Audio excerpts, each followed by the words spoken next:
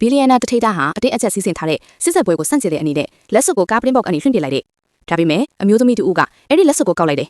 သူမဟာကားနောက်ကိုပြေးလိုက်ပြီးတထိတာရဲ့ကားကိုတားလိုက်တယ်တထိတာကချက်ချင်းပြေးသွားပြီးထိခိုက်မိတိလားလမိလိုက်တယ်စိတ်ထားကောင်းတဲ့အမျိုးသမီးကတော့လက်စွပ်ကျသွားတယ်လို့ပြောတယ်တထိတာကဒီအမျိုးသမီးဟာအရန်ရိုးသားပြီးကျင်နာတတ်တယ်လို့ထင်မှတ်လိုက်တယ်အဲ့ဒီအချိန်မှာပဲတထိတာရဲ့လက်ထောက်ကသူ့အတော်ကအိမ်ပြန်ပြီးလက်ထပ်ဖို့အမြန်တိုက်တိုးနေကြောင်းသတိပေးလိုက်တယ်တထိတာလည်းသူ့အတော်ဟာသူ့ကိုချုပ်ကုန်းထားခြင်းယူတတ်ပဲဆိုတာကိုနားလည်လိုက်တယ်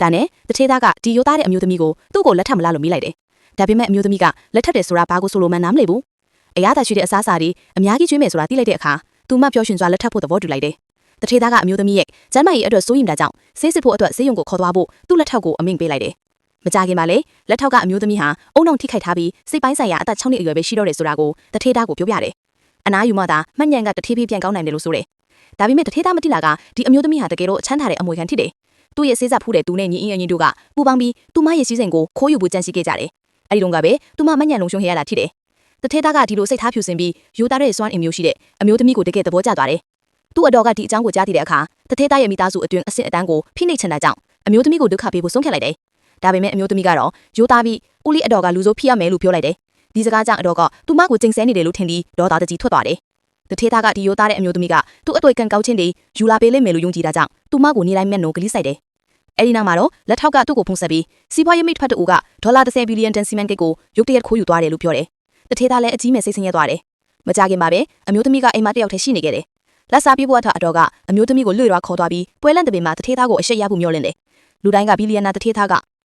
အယူမတအုပ်ကိုလက်ထပ်လိုက်တယ်ဆိုပြီးလောင်ပြောဆိုကြတယ်။ဒီထက်ဆိုတာကအစေကန်တယောက်ကအမျိုးသမီးရှိမှအယိုးတကြောင်ကိုပစ်ချလိုက်တယ်။နောက်ကစက္ကန့်မှာအမျိုးသမီးကအဲ့ဒီအယိုးကိုကောက်ပြီးအတော်ကိုလှမ်းပေးလိုက်တယ်။အတော်ကမတုံ့ပြန်နိုင်ခင်မှာအမျိုးသမီးကသူ့မရဲ့ပေါ်မှာတက်ထိုင်ချလိုက်တယ်။အဲ့ဒီအချိန်မှာပဲတထေးသားရောက်ပြီးအချင်းဆုံးကိုမြင်လိုက်တယ်။သူဟာသူ့ဇနီးရဲ့လီမှာပါနှမ်းကြောင့်အယံဝမ်းသာသွားတယ်။ဒါပေမဲ့အတော်ကအမျိုးသမီးကပွဲကိုထစီတယ်လို့ဆွဆွဲလိုက်တယ်။တထေးသားကသူ့ဇနီးကိုကာကွယ်ပြီးသူမပြောရွှင်နေစားသည်သူရှိတဲ့အရာအားလုံးကိုပေးဖို့ဆန္ဒရှိတယ်လို့ပြောလိုက်တယ်။နောက်ပိုင်းမှာ